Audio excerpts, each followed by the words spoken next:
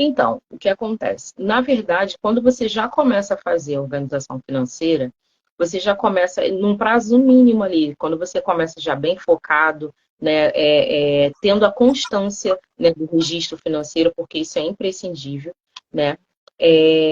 Você já começa a ter uma noção do custo e você consegue avaliar se aquele custo pode ainda ser reduzido, né?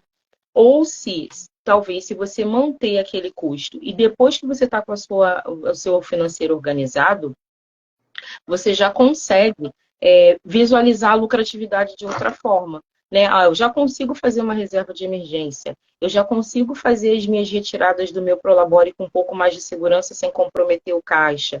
Eu já consigo. Então, você está entendendo que você está tendo lucratividade e que o dinheiro está sendo realocado da maneira correta. Então, assim, agora, quando você acompanha o resultado, né, de uma empresa dentro do mês, ou dentro de a cada 2 meses, ou dentro de um mês mesmo, você consegue comparar com o mês anterior e ver que teve uma discrepância, né, uma diferença muito alta, você vai lá e vai olhar, né? E assim, é o primeiro local que dá diferença é o custo.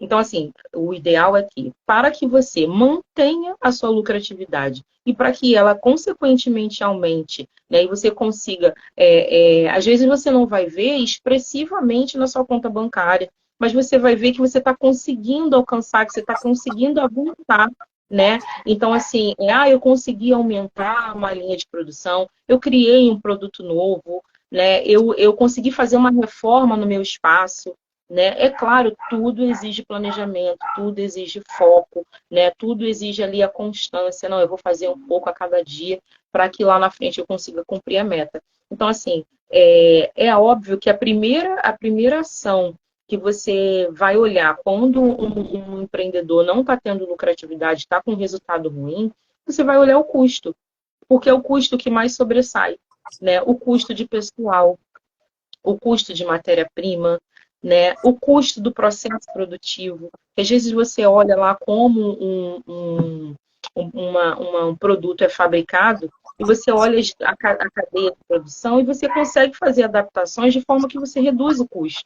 Né? Então, assim, é muito bom você conhecer o processo produtivo para justamente ter essa flexibilidade. Será que não dá para a gente fazer de outra forma? Será que se você reduzir, né, um tempo ali de uma produção, será que se você não ajustar um horário, ou então algum outro processo, alguma etapa do processo, você não vai ter um custo menor? Então, assim, é algo que assim, a gente tem que olhar, né, sempre com bastante atenção, né, e não deixar, vamos dizer, entrou numa zona de conforto, né, estou conseguindo pagar as contas, estou conseguindo, né, mas sempre que tiver a possibilidade, vai lá, avalie o custo, sempre olha, você todo mês você vai ter um balanço financeiro, né, um resultado de como se comportou o seu caixa ao longo do mês. Então, assim, abre lá a aba do custo, né, e consiga, né, olhar e ver assim, poxa, olha, aqui esse mês sobressaiu mais que o outro, esse mês aqui ficou mais estável. Então, assim, aonde tá estável eu estou conseguindo avançar.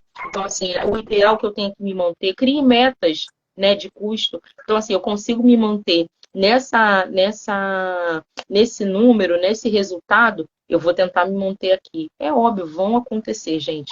Imprevistos sempre vão acontecer. Às vezes você realmente vai ter que alçar a mão, né, de recursos para poder dar conta de algum imprevisto no seu processo produtivo, na sua cadeia, ou um fornecedor. Às vezes você tem problemas externos que não estão voltados para o que você planejou, mas assim, com o controle, né, com o controle é muito mais fácil você traçar um plano B, ou você já ter até planejado, ó, se isso acontecer, eu já posso utilizar aquela reserva que está lá, porque a sua lucratividade está estável e você já tem condições de apagar possíveis incêndios que possam acontecer.